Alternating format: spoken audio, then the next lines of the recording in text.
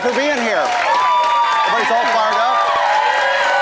You know, we are, you know how obsessed, hold on a second. You know how obsessed America is with waistlines? You know, we talk about being, our diets all the time. But is being fat really such a bad thing? One of our next guests doesn't think so at all. Yeah, in fact, she's happy being heavy, and she weighed in on the issue with this wildly popular video posted on YouTube. You've probably seen it. I'm fat, and it's okay. It doesn't mean I'm stupid, or ugly, or lazy, or selfish. I'm fat. Joy Nash is a proud size 18. The 26-year-old LA office temp has been hoping for her big break as an actress. But while waiting for an Oscar-winning role, Joy decided to make a video. She calls it a fat rant. Fat! It's 3 little letters. What are you so afraid of? It's her big, brawny, plus-size personal letter to America. Something fitting coming from a woman termed moderately obese by her doctors. But Joy is perfectly comfortable with every one of her 224 pounds. Tell people how much you weigh. It's just a stinking number. It does not reflect on your intelligence, your work ethic, or your character.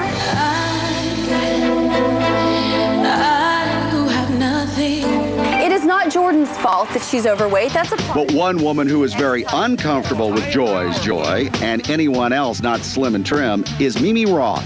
Mimi got tempers boiling when she blasted American Idol winner Jordan Sparks as an unhealthy role model. I think Jordan Sparks is the perfect mirror for reflection of her generation, Generation O. A whole generation of children who are overweight, obese, hooked on soda pop, hooked on junk food, and destined for a lifetime of illness with a lesser life expectancy than their parents. So the debate rages on. Close to 65% of adults in this country are overweight, and the number grows every year. Meanwhile, obesity in our teenagers has quadrupled in the past 30 years. Some food for thought. All righty, so joining us now with the skinny on being fat from YouTube fame, Joy Nash. From National Action Against Obesity founder, Mimi Roth. And author of Don't Wait, psychotherapist and healthy living coach, Kelly Bliss. Thanks, guys, for joining us. So, Joy, we're going to start with you. Beautiful, beautiful girl. Why did you decide to do this video?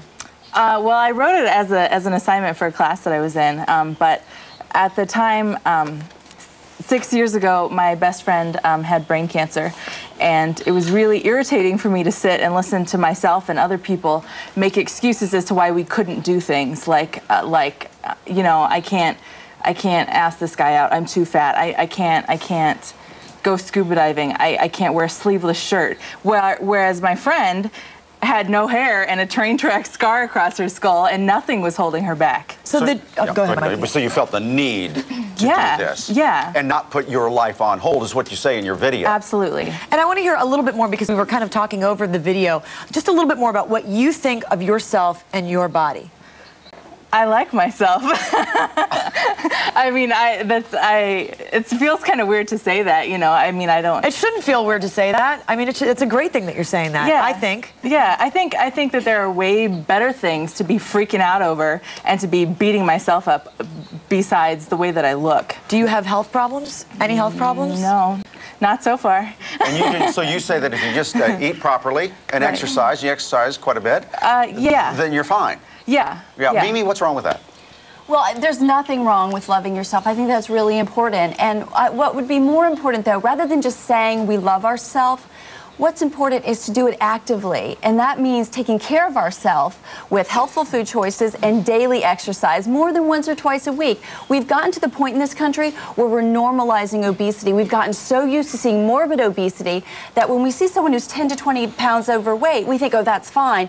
It's not fine. An extra 10 to 20 pounds actually does increase your chances for disease and premature death. We do have a problem with obesity in this country, especially among children. I think 30% is the number, 30% of kids here in America are obese. Right. Overweight, right. What's your problem with Jordan? I think Jordan looks fantastic. I met her. She was here in our studio. she's a big girl. I mean, she's no little tiny stick. But she looks solid, she looks healthy, and she's 17 years old. Right, in so many ways, I think she's an excellent role model. And I'm glad you point out that she's 17. We know that before she became American Idol, she was a plus-size model and kind of got into this habit of saying, I'm just a normal teen, I love junk food, talking about pizza, pasta, steak, and eating 2 creme brulees instead of 1. And we should love ourselves, and we should maybe love our curves like she says she loves her curves, but we don't want to give this message that it's A-okay to eat junk food all the time. To actually love yourself, it's not just saying it, you have to do it. And we want a role model who is all that she is, amazingly talented, an ebullient personality, and all that's going for her. But we have to be careful with these messages that we want to glorify junk food. It's not helping the kids. Do you wish she had not won? Oh, no, I never had said that. No, absolutely not. I think that for her, it's just this idea that she could maybe talk a little bit, or either avoid it altogether, or talk a little bit more, not so much about the junk food and other things that could maybe lead to healthy living. Do you think, physically, what do you think of her? I don't know her exact weight at this point. We know that she was already wearing plus-size clothing at age 12.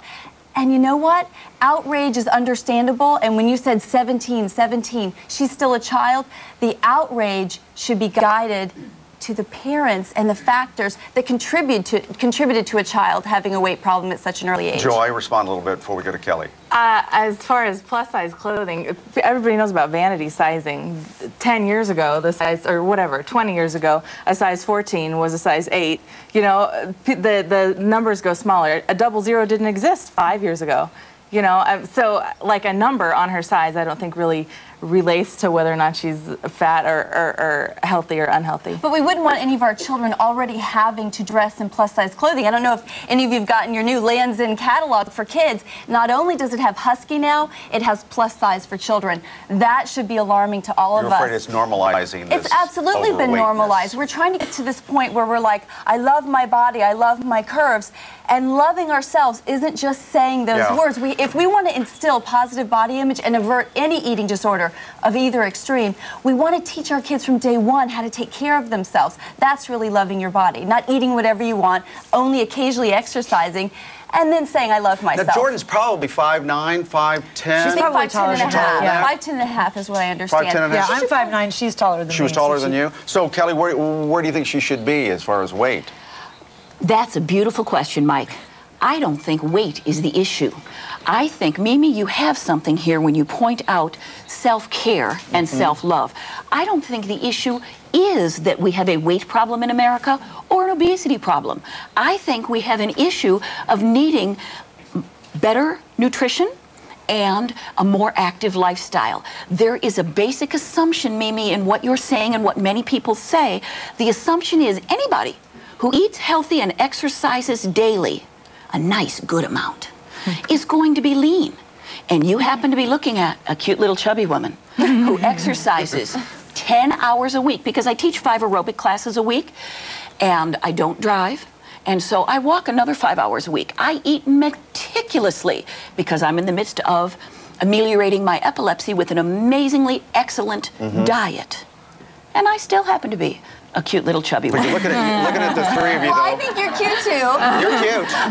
What I'm saying, Mimi, But for is the most part, people who do exercise daily and are making healthful food choices are going to benefit. We will all benefit, and we would all agree that there's a broad spectrum of healthy weight in between obesity and anorexia, and that's where we want to be. You can benefit without being thin. Yeah, I'm not pushing thin. Like I said, broad spectrum of healthy weight in between obesity and anorexia. That's really what we want to encourage. And when it comes to kids, it is about prevention. We don't want to wait till they're already having a weight problem and expect to retrain all of their eating habits. It's too late. You're thin.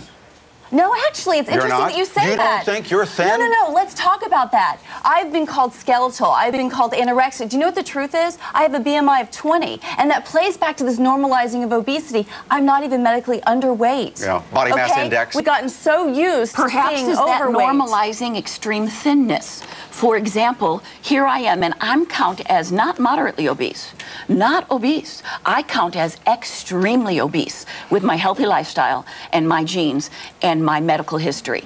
I think the goal of focusing on weight, small, medium, or large, is a fallacy. Whatever your genetics, whatever your lifestyle, whatever your life history, on any given day, here you are. What you're responsible for is to do the best thing you can for yourself. I'd like you to think about our kids.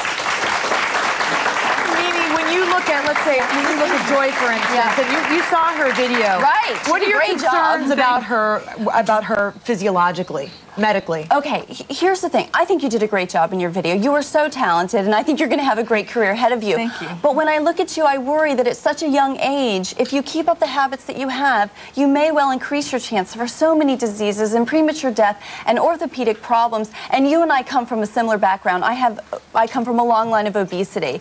And so when I hear people say genetics, that is not a life sentence toward obesity. I'm living proof. I eat, exercise daily. I make healthful food choices. Now, does that mean everyone has to be the same size? Please, nobody say that. No, that's not the message. The message is, like you said, we have to do what's best for ourselves and forget dieting. You and I agree on that. Failure rate is so high, and it starts you into a lifetime of But Joy, yo-yo in her dieting. video goes, if you want to make sure that you're going to be thin, you better have 2 thin parents. Which I don't, you don't, and I don't have thin grandparents, aunts, and uncles either. Kelly, where are you on that? Mimi, you just said something that I think is key to the whole issue. You turned and you looked at Joy and you said you're worried for her health based on her body size. Well, statistically speaking, that's there's a lot to exactly back what that you up. said. Yes, and I will point out there is a difference between statistic association and causation. But in particular, I want to make a statement, and I hope everybody will remember it. Mimi, you cannot tell any more about a person's healthy living lifestyle and actions by looking at their body size than you can tell how hard they work by looking at the balance in their bank And account. Kelly,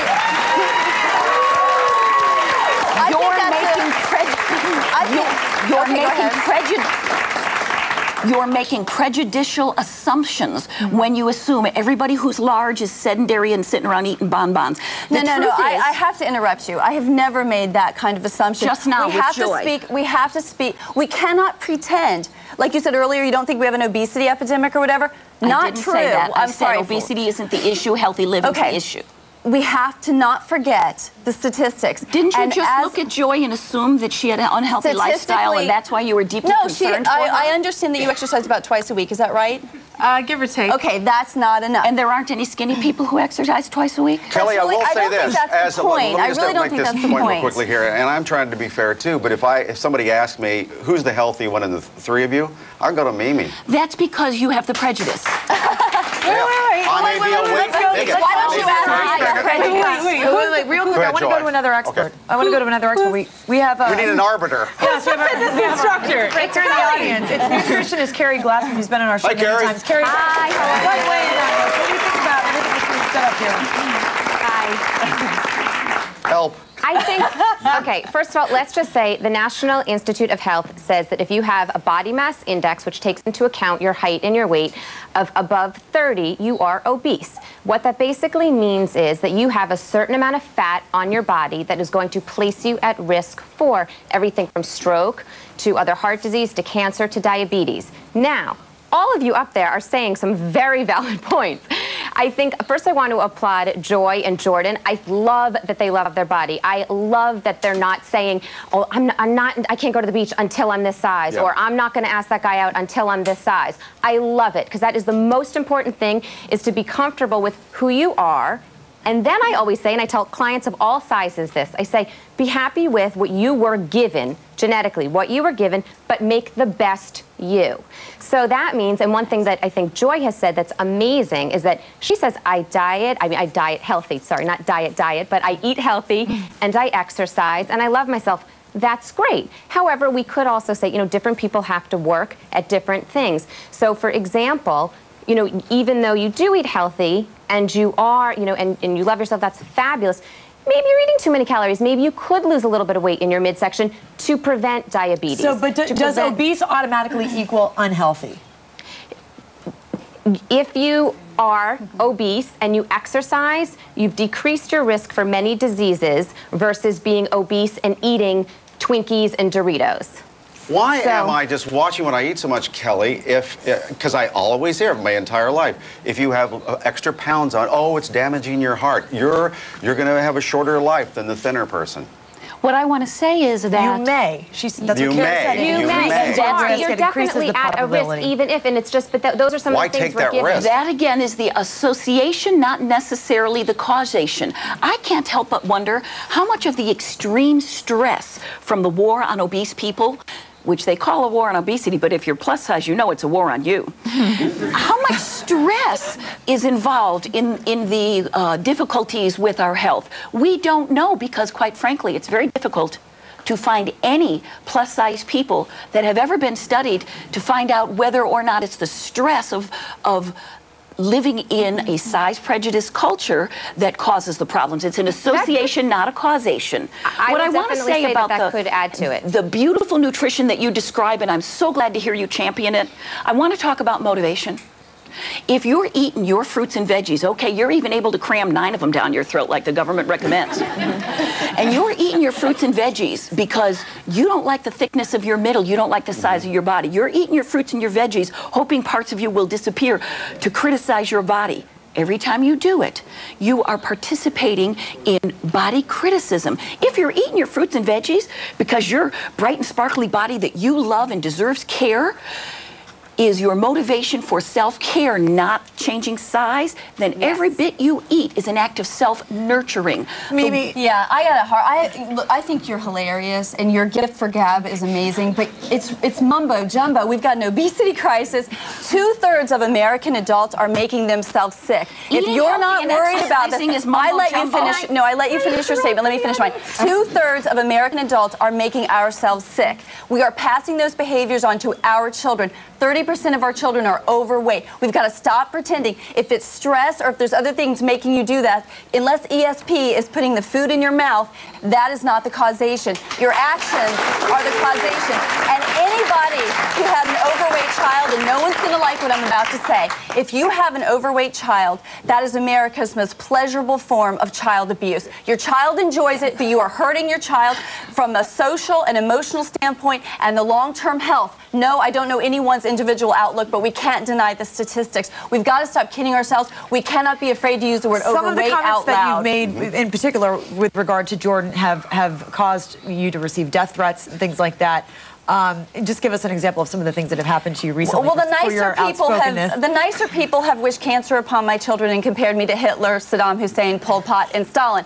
But guys, look, this is a big deal, and people cannot be afraid. American Medical Association backs me up. We cannot be afraid to use the word overweight, which is the word I use in describing Jordan Sparks. She may well be. Many of us are. And the reality is, you're not just in trouble if you're morbidly obese. Statistically, look, I hope you're fine forever. I hope you're fine forever. Statistically speaking, you're at a greater risk than someone who's eating healthy, exercising daily, and that is within a healthy weight range. You agree with that, Kelly? You're assuming that I'm not eating healthy and you said that you daily. were. That's You right. clearly are an What more would you exception. like me to? No, But Kelly, I'm not do you an describe exception. yourself as overweight? Of course I am. I just called myself a cute little chubby woman. And I understand You really that are. the government calls me seriously obese. But I will tell you, I work with phone counseling with hundreds and hundreds of people all across this country. And time again, the thing that makes them most often give up their healthy eating and their fitness is a sense of hopelessness that they can never get skinny enough to please those tables. I hear that you wish healthy eating and fitness on people.